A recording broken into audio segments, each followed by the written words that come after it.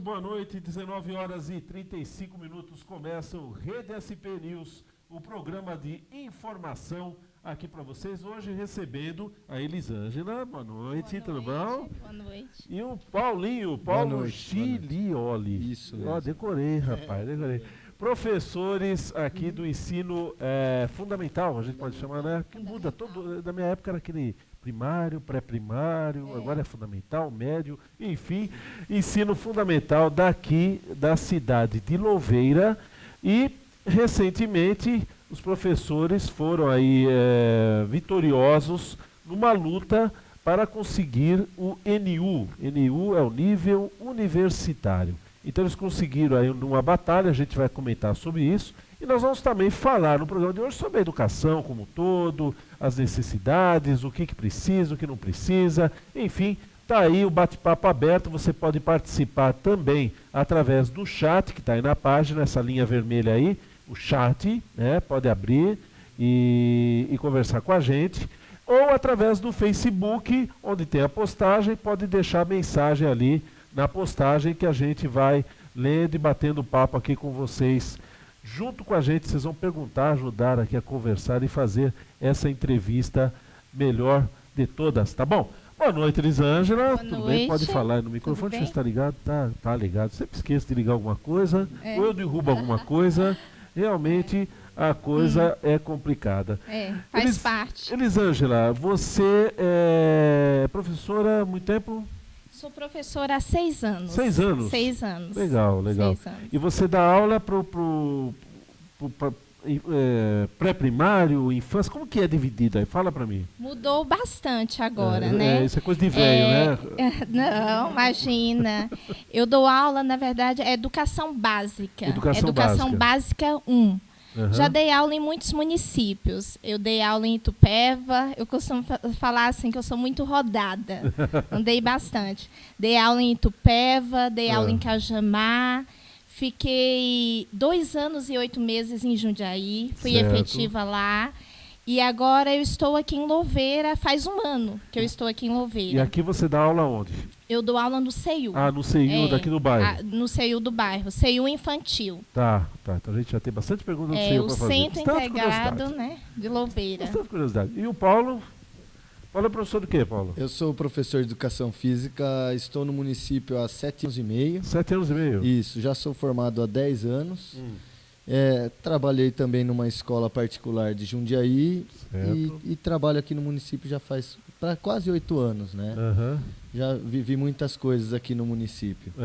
Bom, eu vou começar com você, que você já está com o microfone na mão. Deixa eu ajeitar o meu aqui, que está caindo tudo. Como é que foi essa batalha do NU? Como é que foi essa luta do NU? Dá um resumo para a gente, como é que foi todo o histórico aí do NU? Foram muitas brigas, né? Começou quando o antigo prefeito ele resolveu dar o NU, o nível universitário, a todos os funcionários, exceto os funcionários da educação. Todos os funcionários, exceto da educação? Isso. Por quê? Segundo o jurídico e ele, né, a educação já tinha um regimento, já tinha o Estatuto do Magistério, que é um regimento específico exclusivamente para os professores. Certo. E ele falou que a gente já tinha algumas remunerações, alguns benefícios por conta disso. Só que os benefícios não passavam de 10%, então os professores que tinham pedagogia, né, que há um tempo atrás não era exigido, Edu. Há aproximadamente 4 anos que entrou em vigor a lei de se exigir a pedagogia ou o normal superior para os professores de ensino fundamental. Entendi. E a partir desse momento, os professores que tinham a pedagogia, eles davam entrada na prefeitura e recebiam 10% disso daí, segundo o Estatuto do Magistério. E o antigo prefeito, baseado nisso, falou que a gente não teria o direito do NU e não queria dar o NU para os funcionários da educação. Daí nós brigamos bastante com alguns vereadores, né? Fomos lá, fizemos reunião, tentamos não deixar com que votassem isso, né? Com que votassem o NU para os outros funcionários Não porque excluindo a gente. Não porque a gente não acha que os outros não têm direito, acreditamos que os outros têm direito também, mas não gostamos de ser excluídos, achamos que nós também tínhamos os direitos, né? Okay. Foi votado,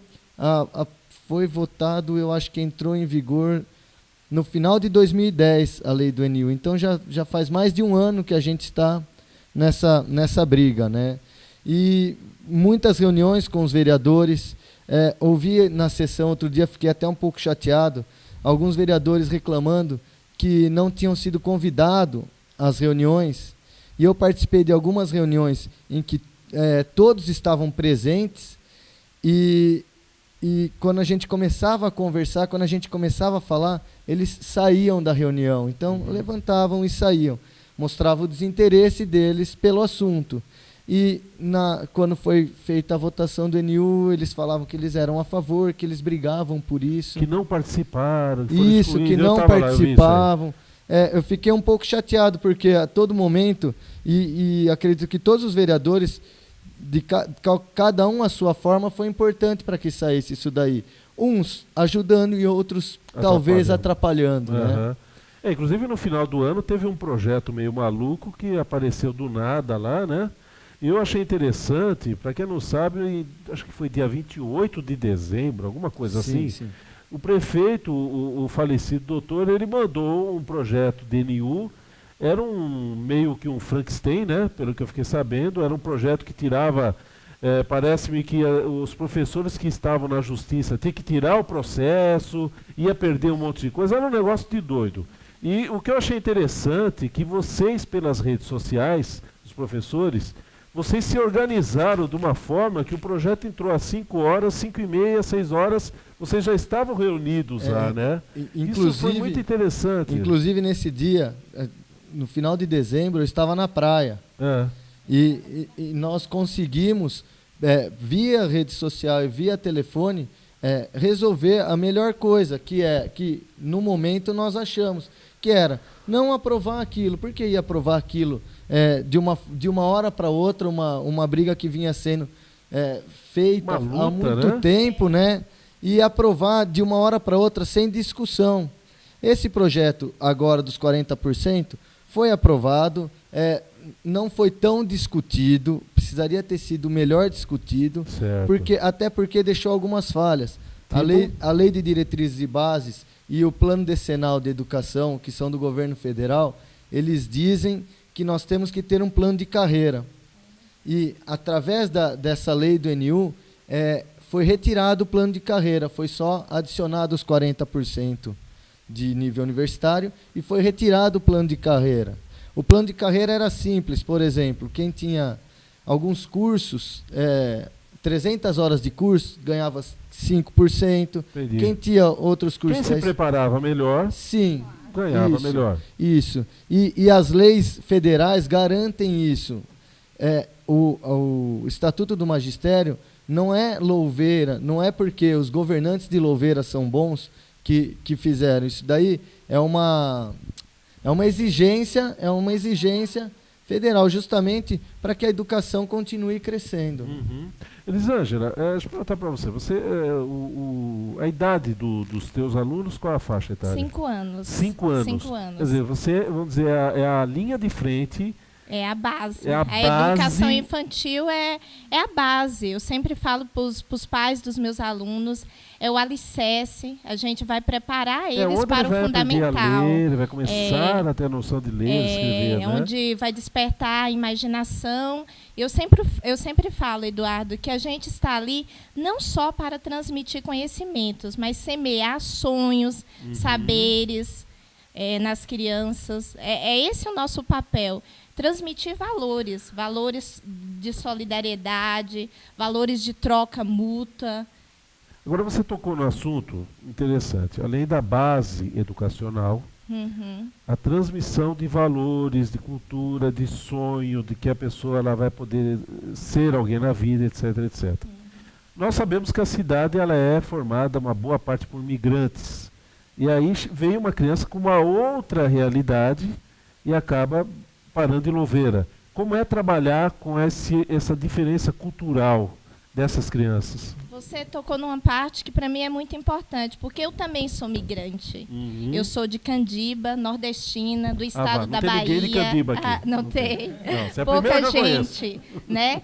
E assim, o que é mais importante é trabalhar essa contextualização com a criança, certo, a partir da realidade dela. O professor, ele não pode trabalhar saberes prontos, distantes da realidade do aluno, do educando, mas ele precisa trabalhar saberes que estão próximos, começar do que ele sabe, né, daquilo que ele presencia no seu cotidiano, no dia a dia, partir do contexto, daquilo que ele vive. A gente sempre defende isso, trabalhar com o aluno a partir da sua realidade, uma realidade que ele conhece. É o que Paulo Freire fazia. Sim, ele alfabetizava os adultos a partir da realidade. Os trabalhadores falando sobre a enxada, sobre a agricultura.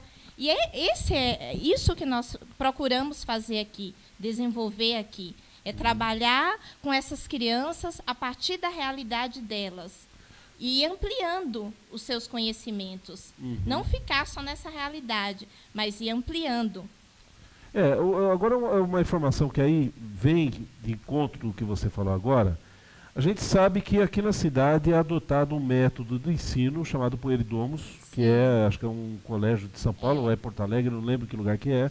São Paulo, né? E é considerado, até isso eu já conversei em São Paulo, até os professores, até pessoas ligadas à educação, falam que é um excelente método, mas ele é um nível muito alto. Não estou dizendo que os alunos aqui e nem os professores têm um nível baixo.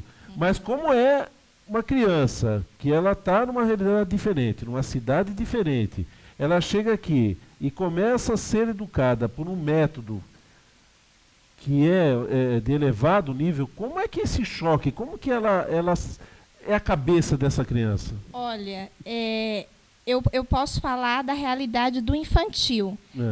É muito difícil para a gente dar de início à apostila, porque realmente a apostila ela tem muita coisa que não parte da realidade da criança. Não tem nada a ver com ela. Não está adaptada à realidade da criança. Principalmente na educação infantil, que é 5 anos, né? É o início da alfabetização, é onde a criança vai começar, né? Ela vai aprender as letras, ela vai desenvolver o gosto pela leitura, e muitas crianças daqui de Louveira já saem alfabéticas. Então, nós precisamos dar muitos conteúdos por fora. Entendi. Os professores, nós preparamos muitos conteúdos além da apostila, porque a apostila só não supre as necessidades da criança. Então, a apostila realmente ela não está adaptada com a realidade da criança. Nós precisamos dar muitas coisas. Além disso, a apostila fecha muito o professor. Né? Fecha muito. Eu sempre, em Jundiaí, a gente tinha várias discussões sobre isso. Né? O que é a apostila? A apostila não é uma bíblia. A apostila, o professor ele está no dia a dia com a criança. Né? Educar não significa só transmitir conhecimento, mas significa aprender com a criança. O professor ele aprende enquanto ele ensina. Então, a apostila, muitas vezes, ela fecha e acomoda o professor. Muitas vezes, a não buscar conteúdos novos, coisas novas. Mas o que eu tenho visto dos professores de Louveira é que muitos, né, a maioria, tem ido além da apostila. É necessário ir além da apostila. Porque a apostila ela não dá conta de ensinar o que o aluno precisa aprender e adaptar esse aluno a essa realidade. Principalmente aqueles, né, que, como você disse, que são migrantes, que vêm de fora. Né? É preciso fazer todo um trabalho para adaptar essa criança primeiro. Então, além da apostila, a gente dá muitos outros conteúdos. Entendi. Agora, eu vejo, então, que no caso, até você citou o Paulo Freire, e é interessante, porque o método dele era um método... o Paulo Freire, acho que era pernambucano, ele era nordestino, e o método dele realmente era aquele de aprendizado dentro do seu ambiente, né? E aqui, pelo que dá para entender, então, a apostila é meio o seguinte, você precisa de naquele momento de um Fusca que te deram uma Ferrari. Então vamos lá, né? A Ferrari vai também no mesmo lugar. Mas não precisava ser uma Ferrari, me desse um Fusca um pouquinho melhor, né? Sim, Você precisa saber dirigir a Ferrari, senão é um negócio complicado, né? Agora, com essa dificuldade que os alunos têm com a apostila, os professores vão criando lá seus mecanismos, suas estratégias, acabam se livrando. Os alunos, não falando que a educação, que a gente aqui, os políticos gostam de falar, de boca cheia, é a melhor educação que nós temos na região, é a mais cara da região. Agora, será que os alunos estão chegando no outro patamar realmente sabendo? Essa é a minha pergunta. Olha, eu creio que o mérito de saber não está destinado à apostila. Tá. Como eu te disse, né? Esse mérito é do professor. É o professor que busca além da apostila. Mas só a apostila não dá conta de preparar esse aluno. Não dá conta de dar os conteúdos necessários para que o aluno avance para outra série. Só a apostila, não. Tá. Esse mérito de o aluno ir sabendo é mérito dos professores, né? Porque a gente está aqui, né, Paulo, defendendo a nossa profissão. Não, mas eu acho que... E o que a gente vê, Eduardo, que eu tenho visto nos professores, né? Eu sou inspirada por professores. Eu venho de família de professores. A minha irmã é professora, ela me alfabetizou. Minha outra irmã é professora. Estudei no sítio, como eu disse, sou de Candiba. Tive uma professora que dava aula para 4 turmas, 4 classes em uma sala de aula. Então, assim, me inspirei, aprendi a ser o que eu sou com professores. Então, essa coragem que eu tenho de ir à luta pelos meus direitos, eu devo aos meus professores. Então, eu vejo que, como eu disse, né, esse mérito de ensinar é dos professores, né? Porque os professores, eles têm o compromisso, o amor pela profissão. E esse amor nos faz ir além daquela apostila. E além de tudo, tanto que a gente, né, final de semana, a gente não para de pensar nos alunos, Entendi, né? A legal. gente vê uma coisa, vai em um shopping, vê alguma coisa ali, a gente só, Cabeça isso tá aqui sempre trabalhando, eu né? poderia adaptar para o meu aluno, né? A gente está sempre, a minha irmã, ela é psicóloga, e eu sempre estou conversando com ela e perguntando, e esse aluno? Ele é um aluno de inclusão, o que eu poderia trabalhar com ele? Legal. Mas a apostila só não dá conta de formar o aluno, não dá os conteúdos, não dá a capacidade necessária. Mas o que dá essa capacidade é que nós vamos além. É a luta dos... Quantos professores hoje tem? Eu acredito que por volta de entre 300 e 350 professores. Para uma base de uns 5 mil alunos, mais ou menos? Mais ou menos, aproximadamente. Agora, no teu caso, Paulo, você é professor de educação física. Isso. Hoje a molecada está fazendo mais exercício no computador do que... Como é que é essa? Como é que é dar aula de educação física hoje para os jovens que estão jogando mais tênis no PlayStation ou futebol no PlayStation? Né? Sim. A idade que eu trabalho, eles ainda não estão tanto voltados ao computador, né? O computador é uma coisa nova, né? E as crianças, eu trabalho com crianças de infantil até o 5º ano, né? As crianças de 11 anos, 10 anos. Então eles não estão tanto voltados a isso.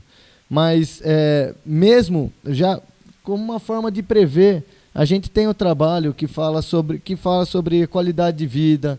Então, que tudo bem, vai para o computador, vai jogar o videogame, é gostoso, é legal, só que a gente também tem que preservar a nossa saúde. Então, a gente faz o trabalho de saúde, de conscientização, de saúde que envolve desde conhecimento do corpo, conhecimento interno, de funcionamento do corpo, benefícios da atividade física, malefícios de álcool e drogas. A gente, apesar de não ter essas crianças ainda sem fazer nada, né, os sedentários, a gente procura tentar evitar isso ao máximo. Né?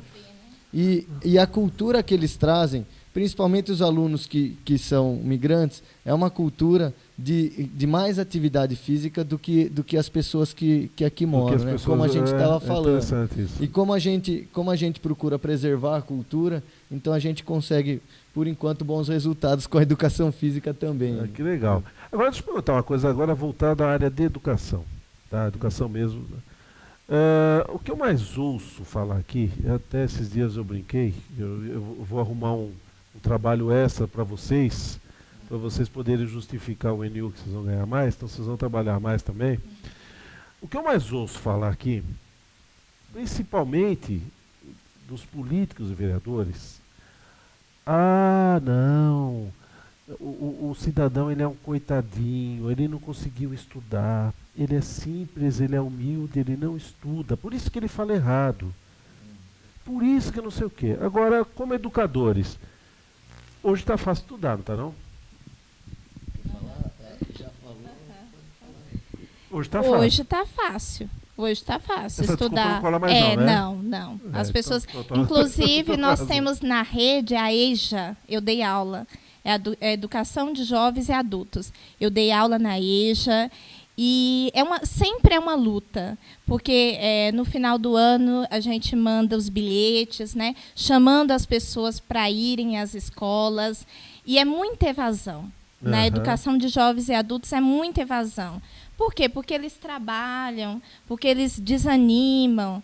Então, assim, eu dava aula e eu buscava assim, um método bem dinâmico, uma forma de chamá-los, né, para aquela aula, né, de motivá-los. Apesar que eles também tinham autoestima baixa, né? Então, a gente precisava trabalhar bastante isso. Mas tem a EJA, a Educação de Jovens e Adultos, e está fácil de estudar, sim. Principalmente com a internet, né? Com tantos meios. Não tem desculpa hoje para a educação, para não estudar. Para não estudar, né? Dá licença, deixa eu dar um pitaco aqui. Claro. E aqui na cidade de Louveira também, por conta do orçamento alto, né? Que a gente sabe que tem um orçamento alto, é garantido tudo para os alunos. Então, os alunos chegam à escola, tem uniforme, os alunos, nos horários das refeições, eles têm a merenda, uma merenda boa. Boa, já comi, boa. Boa, né? E então, o município garante as condições. Todas as condições para os alunos. Infelizmente, em alguns casos, não são todos os casos, eles não têm o suporte em casa. Mas também a gente tenta suprir. O professor, com todo esse amor que a Elisângela mostrou aqui, né? A gente tenta suprir essas faltas. Nunca nós vamos conseguir suprir totalmente, mas a gente entende as faltas, percebe as faltas que alguns alunos têm e a gente procura suprir isso daí. Então, tá fácil de estudar hoje, sim. Tá, né? Eu toquei justamente nesse assunto porque eu acompanho as reuniões da Câmara e a gente vê que realmente os vereadores ali, toda a sessão eles assassinam o português, né? Ou vários portugueses ou um país inteiro ali. O negócio é feio. E aí eu estava comentando com um deles em off ali, né? Não, mas tem que ver que não teve condições, que não teve oportunidades, que não teve isso. Aí eu falei para ele, olha, você vai me desculpar, mas isso se chama comodismo, isso se chama preguiça, né? Porque as pessoas, você vê casos e casos aí nos jornais, de repente o cara está vivendo na rua, é um catador de lixo, que ele sai, ele vai, ele faz um curso, vai para uma faculdade e se forma. Então, assim, eu não aceito um tipo de uma pessoa que de repente se propõe a ser uma autoridade numa cidade, não se preparar para a coisa. Eu acho que aí é comodismo, é preguiça. Não é desculpa. E a respeito disso que você falou de ir atrás, de buscar, eu tenho como exemplo a minha vida e a vida da minha família. Como eu te disse, a gente morava num sítio e a escola era na cidade. E a gente sempre estudou morando na casa de tios, né? Eu espero que a minha mãe esteja assistindo, né? Porque se a gente estudou foi pelo esforço dos meus pais, da minha mãe. Ela sempre pegava, né, o feijão ali, o quilo de feijão que a gente vendia e falava, toma, minha filha, vai lá, vende para você comprar o caderno. Então, minha vida foi assim. E a gente não se acomodou. né? Eu fiz pedagogia, me graduei, fiz também teologia. Que legal. Fiz pós-graduação. E, assim, isso eu conto não para me engrandecer, isso eu conto para mostrar que é possível. É possível. Totalmente. Aquelas pessoas que não têm condições, é possível ter um curso superior hoje. Hoje, né, com ProUni também, né, que facilita bastante. Quando eu estudei, Eduardo, eu estudei pelo FIES. E o meu FIES eu acabo de pagar agora em abril. É a última parcela. Olha que beleza. Então, eu estudei com muita dificuldade. Mas quando a gente estuda com dificuldade, é gratificante. Com certeza. A gente dá valor, a gente valoriza. E a gente busca fazer da melhor forma aquilo que a gente faz. Então, não há desculpa para não estudar. Há várias formas de estudar. Como você diz, né? A maior desculpa é o comodismo. É o comodismo. Eu até esses dias eu postei no Facebook uma breve história do meu avô. O meu avô era santista, filho de negros. Ele nasceu em 1912. 7 anos ele perdeu a mãe, o pai e uma parte da família com a tuberculose. Ele se virou, foi estudar. Virou charreteiro do Porto de Santos, era charreteiro profissional, você tem que ter carteira profissional. Ele virou telegrafista, né? Trabalhou nos telégrafos britânicos. De lá ele teve noção de inglês. Não fez faculdade, impossível, década de 20, faculdade acho que nem existia as bobeadas. Bom, enfim, ele passou na vida adulta, ele casou, teve filhos e ele sempre comprou livros, coleções de livros, e ele ganhava pouco. Quase nada. Toda vez que ele comprava o livro, minha avó batia nele quase. Minha avó era italiana, né? E nessa de ter coleções, ele estudou por conta. Então você conversava com ele, ele sabia tudo sobre história, ele sabia termos em inglês, ele sabia sobre matemática, ele sabia tudo. E aí você vê que mesmo uma pessoa nascida na década de 20, viveu toda aquela dificuldade, se tem força de vontade, chega lá. Então, assim, por ter um caso desse na família... Eu ia fazer pesquisa, eu não ia ler na biblioteca, eu ia lá conversar com meu avô é uma biblioteca ambulante. Né? Então, quando eu ouço isso aí, até me agride, até eu fico revoltado, porque é muita desculpa, é desculpa de vagabundo isso aí. Vocês vão desculpar o termo, mas para mim é desculpa de quem não quer nada com nada. Porque hoje, com toda essa facilidade, a pessoa não vai, então, meu filho, aí não tem desculpa. Né? Não tem mesmo. A minha história já é justamente o contrário da história dela. Eu nasci numa família boa, que nunca nos faltou nada, nunca tivemos demais, nunca nos faltou nada. Estudei em ótimos colégios, considerados os melhores e tal. E eu estou aqui junto com vocês, ao mesmo nível, né? E tiveram alguns amigos que, por esse comodismo, escolheram outras vidas para eles, que hoje não têm o que eu tenho hoje, né? Com certeza. Alguns até se envolveram com drogas, com coisas ilícitas, né? Então, eu acredito que, sim, tem uma questão social, mas que dá para ser superada, que não é desta forma, não é justificativa. Ao invés de justificar, vamos trabalhar para superar. Com certeza, com certeza. E hoje, qual o balanço geral que vocês fazem da educação de Louveira? A melhor educação da região, 75 milhões de reais. Que balanço vocês fazem da educação?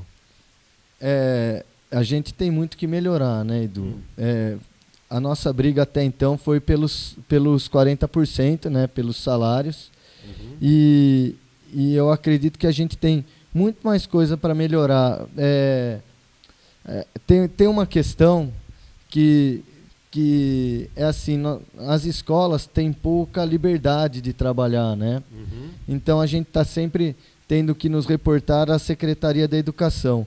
Eu acredito que tudo bem, nós temos os superiores, temos que obedecer à hierarquia, né? Só que muitas vezes a gente não consegue conversar algum problema, né?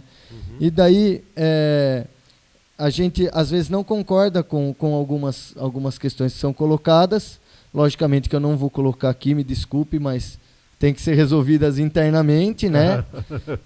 Mas o que eu acho que a gente precisa melhorar é o diálogo entre os professores e quem está gerindo, né? Eu acho que o diálogo e talvez um projeto, um estudo para a adequação da educação da criança de Louveira, porque é uma característica diferente da criança aqui, de outros lugares. E não se acomodar, né? Os professores, nós não vamos nos acomodar. Estamos felizes, os 40% foi uma grande conquista, foi, né, Paulo? Com muita luta, né? Muitas vezes a gente chegava em casa desanimados, né? Mas a nossa luta não para por aí. É como eu disse na Folha de Louveira, no dia que o ENIU foi aprovado, eu dei uma entrevista e falei, a nossa luta não acaba aqui com o ENIU. A nossa luta começa. O ENIU é uma etapa que nós conseguimos vencer. É uma grande conquista. Agora, nós queremos lutar por melhores condições de trabalho, né? Por uma educação de melhor qualidade para nossas crianças, por mais recursos nas nossas escolas, né? E como o Paulo disse, eu acho que o mais importante, o fundamental, é uma gestão que nos escute, né? Uma gestão que dê atenção para os professores, né, Paulo? Que apoie os professores, que motiva. A nossa realidade, Eduardo, além de ser muito gratificante da aula, né, a alegria de poder aprender com as crianças, ensinar a criança a ser uma pessoa melhor, é muito desgastante. É muito desgastante. Imagino. Passar 5 horas em uma sala de aula, né? Cada aluno com seu mundo, cada aluno com a sua história. O professor ele precisa estar muito bem estruturado, muito bem, e muitas vezes o professor está muito fragilizado, né? E o que fragiliza o professor? O que fragiliza é a burocracia, né? A burocracia que muitas vezes mata, é a falta de apoio, até mesmo a falta de condições de aprender mais, né? Eu costumo dizer a formação continuada, né? Ter condições de aprender. Então, tudo isso é muito importante. Tudo isso é muito importante e não pode ficar de lado. Então, o que nós queremos é isso, esse ânimo, né? Esse apoio. Nós queremos sonhar, nós professores queremos sonhar com a educação melhor, né? Com a educação melhor. E tudo começa pela educação. A gente vê aquela propaganda, né, na televisão, né, que a educação é a base de tudo. A fonte de todas as coisas é a educação. E a educação é o educador que forma, né, o médico, o psicólogo. E muitas vezes o professor também, a figura do professor, ela é muito assim mistificada. Ou o professor, ou ele é um super-herói, que ele vai resolver os problemas da educação. Até o da família do aluno. Ou ele é uma vítima, né, culpado por todos os problemas da educação.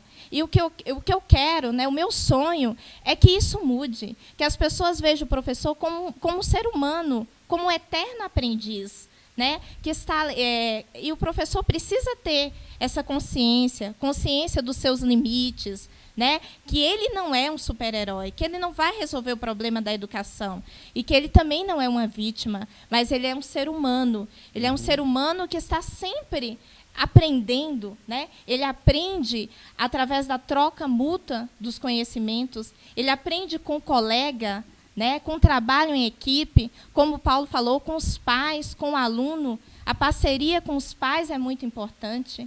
A gente aprende a todo tempo. Como diz aquela frase, né? Professor é um eterno aprendiz. Nós somos um eterno aprendiz. A gente não para nunca de aprender. Mas eu creio assim, muitas vezes nós, professores, a gente está muito desacreditados. Né? E esse crédito, essa fé na educação, ela precisa começar a ir surgindo em nossas vidas. E eu creio que o adicional de 40%, né, Paulo, foi algo assim que veio nos despertar. É possível, a gente pode, quando a gente se une, quando a gente se engaja, quando a gente vai atrás dos nossos direitos, a gente consegue. Essa vitória dos 40% foi um exemplo, né? O Paulo estava querendo complementar, mas a vitória foi um exemplo aí de união. Justamente sobre isso. Nós passamos aí um ano e meio perdendo professores para outras cidades. cada vez que eu sabia de um professor que exonerava, doía muito fundo, porque são bons professores, nós temos ótimos professores na cidade de Louveira, e professores bons indo embora, e a gente perdendo, a gente percebendo que o negócio estava indo embora, eu pegava o telefone, eu não sabia nem para quem eu ligava, né? Você precisa dar um jeito, cara, você precisa resolver. E a gente não conseguia. O que aconteceu com o NU, eu já tenho algumas notícias de alguns professores que estavam para exonerar e não exoneraram. Bom, no final do ano, em janeiro, nós tivemos 10 exonerações de professor. Muito, hein? Muito. E o que acontecia? Não tinha uma sequência do trabalho dentro da sala de aula. Sim. Porque teve turma que passou mais de 10 professores. Ou monitores. E os monitores, apesar de estarem habilitados para assumir a sala de aula, não estão prontos, não podem assumir isso, porque o cargo deles é de monitor. Então, tem muitos que não estão nem habilitados para assumir a sala de aula, provavelmente, né? Uhum. Isso daí doía muito. Agora, com os 40%, começou a melhorar. Foi um primeiro passo. Mas nós temos muito mais a fazer, né? Legal. O que a gente espera é que, agora esse ano tem eleição, né? E que o próximo gestor da cidade tenha um projeto firme, um projeto sólido, de 4 anos, para que a educação não ande para trás, para que a gente continue crescendo. Avançando, né? Isso. Legal. Gente, eu agradeço a visita. Você quer falar mais? Quer complementar? Não, eu só queria dizer assim que nós não estamos aqui somente para cobrar os nossos direitos, mas nós estamos aqui também para cumprir os nossos deveres, né, da melhor forma possível. Tá corresponder certo. aos nossos deveres da melhor forma possível. A técnica está pulando aqui. Ah, é?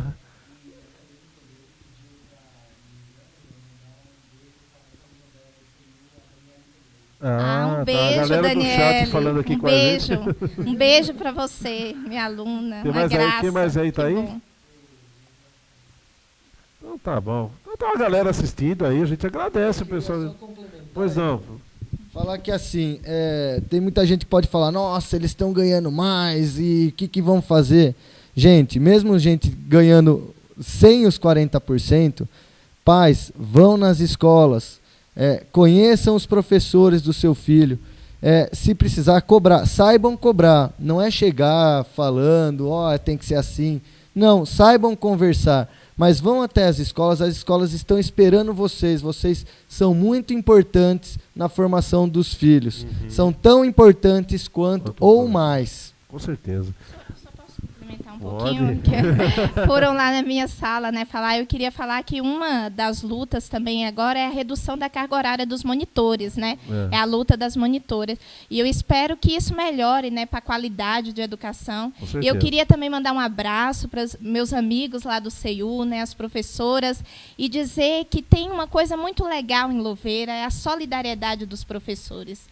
É isso que nos mantém vivos. Legal. Vivos e sonhando sempre conquistar mais. Legal. Paulo, agradeço a tua participação. Elisângela, obrigado. Olha, vocês estão aqui é o canal dos professores. Obrigada. Educação eu acho que tem que ser valorizada mesmo. Eu acho que professor tem que ganhar bem, porque é muita responsabilidade. E hoje países como China, Índia, todo mundo que investiu em educação lá atrás, quando todo mundo falava que educação era fundamental, a gente não ouvia, hoje está aí na frente, né? Então é preferível realmente, aqui só dando a última cutucada, né, que eu não posso deixar de dar, é melhor um professor ganhar muito bem do que ter aumento abusivo, não estou só falando dos vereadores daqui, mas o que a gente está vendo em todas as câmaras, vereadores ganhando 100%, 200% de aumento, quando o professor fica batalhando um ano para ganhar o que é de direito, que é o NU. Então vocês estão de parabéns. O que vocês precisarem daqui da gente, pode contar com a gente. Até, aliás, vocês falam muito bem na televisão. Vocês podem até pensar em apresentar algum programa, né, Vitor? Né? Pode até apresentar um programa aqui que vocês têm um espaço garantido aqui na TV. Agradeço aí a participação de vocês. E eu agradeço o espaço seu, Eduardo, que tá deixando a gente falar, né? Tá dando um pouquinho de voz aos professores, né? Espero que que todo mundo possa ouvir isso daí com bons ouvidos. Legal, obrigado. Mano. Eu também agradeço e vou deixar uma frase do Paulo Freire que diz assim: não é no silêncio que os homens se fazem, mas no trabalho, na palavra, na ação, reflexão. Que todos que estão nos assistindo possam refletir sobre isso. E muito obrigada. Então tá bom. Galera, a gente fica por aqui. Obrigado, Vitor, pela técnica. Aluno teu e aluno meu, né? Você viu? A gente tá começando a formar essa garotada aí. Então, galera, muito obrigado. Você que participou aí do bate-papo no chat, vocês conversaram. Divulgue a TV Louveira. Louveira.tv.br, divulga para os amigos, porque a gente aqui é uma emissora aberta, democrática, e a gente traz todo mundo para conversar, porque o importante é a informação, é a educação, e isso faz parte da mudança de vida de todo mundo. As pessoas só mudam a partir do momento que ela tem informação. Se ela não recebe a informação, se ela não recebe a palavra, né? Como diz também o pessoal mais religioso, a palavra tem poder e a palavra muda a vida de todas as pessoas, sim. Muito obrigado, amanhã a gente está de volta com o melhor de cinema, os lançamentos. E hoje, Dia das Mulheres, um grande beijo para todas as mulheres. Hoje, olha aí, homenagear a mulher representada aqui pela Elisângela. Então, um grande beijo para as mulheres, hoje é o dia delas. Hoje elas mandam e desmandam, né? Como sempre, como sempre. Então tá bom, galera, um grande beijo. Tchau, fui.